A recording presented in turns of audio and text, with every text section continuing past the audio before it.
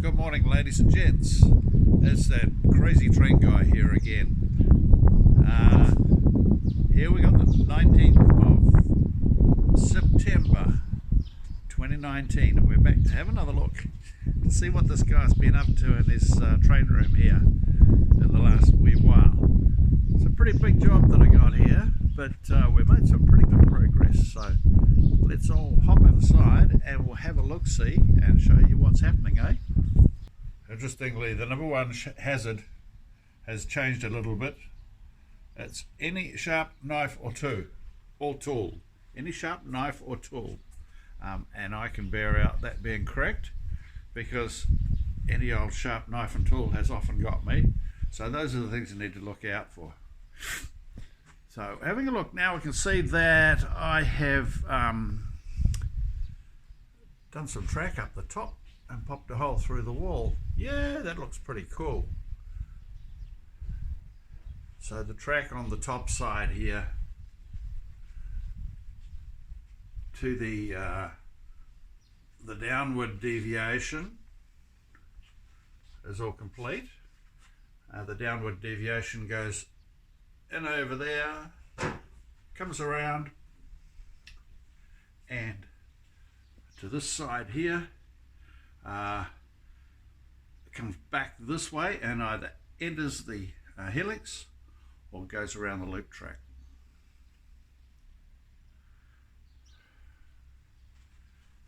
So around the other side, on the top side, the climb out from the deviation on this side climbing up, which was completed last time, but now it joins right the way through, splits, enters a double track piece here, across a bridge down this side and around, back around through the hole in the wall, which will be a tunnel eventually. So that's the upper level. But as you can see down the far end, that drop down from both east and from west allows the track to run around underneath the very top level or into the helix. You can see entering the helix here. So enters the helix or runs around the outside. So that means that the top layer that's going on this is not going to have a loop track on it. And in fact, there's the basic plan for the top track. It's going to come right across the top, right out to where I am, and it's going to run down here to a stub station.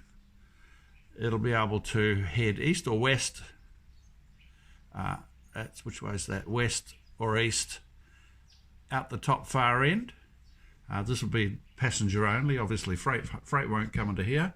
I'll also have a turntable in the top and other stuff which I haven't designed yet. Passenger car servicing and maintenance, engine servicing for freight engines, all on this top area. So it should be pretty active sort of area up there, and I'm hoping that. Clearly you need to stand on some steps to get up to it if you're my height, but if you're 6 foot or more, hey, it's a great height for people of that stature. I'm working on at the moment is this front piece here, which is the loop that goes around the bottom edge. It comes off a siding here and runs into where I'm going to be putting the brickworks just in here, the new Walther's Cornerstone series brickworks. And over the other side, just there will be some houses and roadways and a little very small little terminal there. Well, not a terminal, depot, a little depot there where people can get on and off passenger trains. So this one here will run freight into this, in and out, so it'll be a freight stop. And there's the models there. I've got the models all ready to go in and some houses to go in.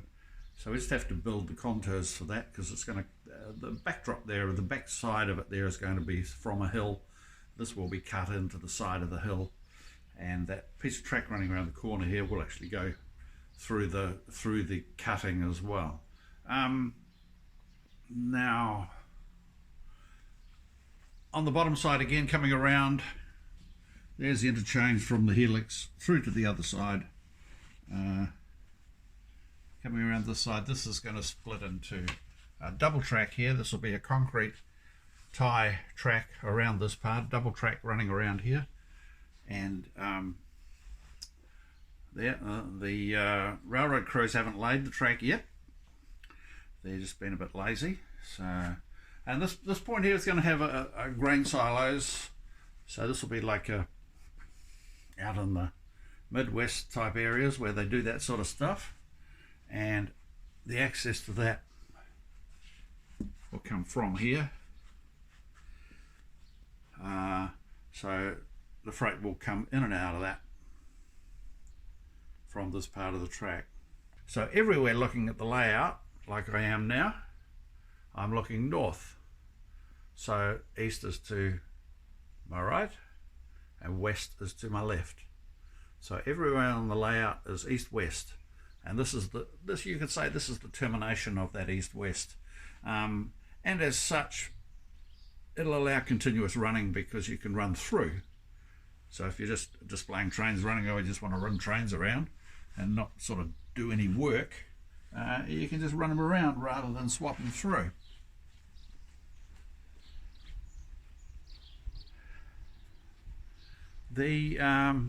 I've done all, as you may have noticed, I've done all of the curtaining around the bottom. That's pretty cool. I think I've done a pretty good job of that. So come around and have a look. And one of the prerequisites for my layout was that it didn't have any duck unders. So here we go, into the middle. We can walk through into the middle, and we can operate parts of the layout from in here, upper and lower.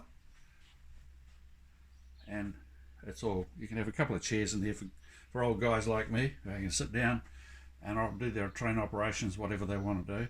So this is the interface for the in and out of the helix, and from around the loop track that goes around the bottom here to the brickworks. And as you can see, the original railway workers and designers that put the original track in made a real cock up. So I had to get some professional help and redesign that. So now you can go the places that you want to go, and that's been solved by putting a double slip switch in there. So this comes around, this will come around this way, and it's going to split out of here into double track and come around this way and down the side here. Now, and that'll allow access into the back over this piece for several bits of buildings and stuff. And in the front, I think that we'll probably have sort of a township or something in around this front piece, and around the corner we'll have a township, so the track can run around through the back of the town. That should look quite cool, actually. Now, down this side here, now one of the places in the US that I really quite like is Kingman, Arizona. So I'd like to have a sort of a theme down this side of Kingman, Arizona, with the trains going through, double track going through. I'm not quite sure how it's all going to work out, but possibly this end coming from the other side, it'll run into Kingman. If you know Kingman, it comes up into around a right-hand turn into Kingman, sort of past the power station and down the beside the township on the left. Well, I might take a bit of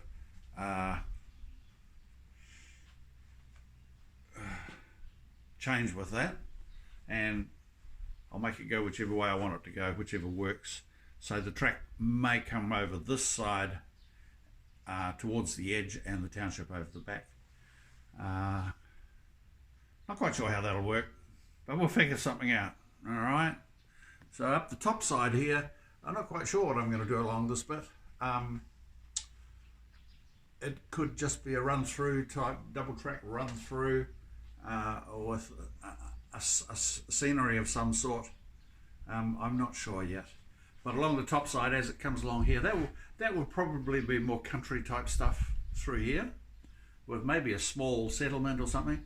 As we get further along on the top here, I plan to have the track actually come up a little bit and have a city like passenger terminus in here, where you have two tracks going through platforms, and on the left hand side here have a roadway running along, as in the advertising on the box for the Walthers products that I bought to put in there, with underpasses going underneath it. All of the backdrops here, I have my niece's husband. He's a tattoo artist, but as well as being a tattoo artist, he's an extremely accomplished artist. So I will be getting him to draw the like the country scene of some sort behind that along there, blending into a city scene here, and then as it goes around this corner here, I'd like to turn it into a suburban scene around here, building back up as we come to here to maybe entering a city again, where it will run on to the top, to the terminal station on the top. I think that'd be quite cool. And I think I showed you that one over there. That's the idea of what I'm putting on the top. So there's where we're at the moment, folks. And hopefully once this is all going, I'll be able to get rid of those shelves up the top over there and get all my trains down where they're supposed to be, running around the track instead of sitting up on a shelf. Now, I still got that mini-me up there. He still wants to play trains, but he's been behaving lately, so I just let him watch what's going on, and as long as he behaves, he won't get into any trouble.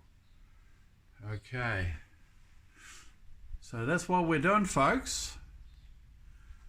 Also under this piece of the layout, I've got a lounge settee seat, a 3-seater seat under there, and I've got a 2-seater that's going to go under there. So when we have train running nights, we'll also have garage door closed, of course, and we've got I've got a DVD player and a YouTube box and all sorts of stuff up there, and plenty of DVDs, train DVDs and books for people to peruse. So there's lots of train porn to look at, so it'll be pretty cool. Nothing much else to say, people. Have you got any suggestions for me? One of the things that I haven't come up with yet is the yet unnamed railroad. I haven't got a name for it yet, but because it's not going to be set in just our parts of Arizona, it'll be all of the different facets on the railway can reflect different parts of a country. It'll all be non-specific, very general, but if you've got any ideas for a name for the railroad for me, let me know. Something like King Thibber Thing, that's a good name, isn't it? And bearing in mind that we live in Hobbiton, Kingberton, there we go, Kingberton, the Kingberton Railroad, there you go.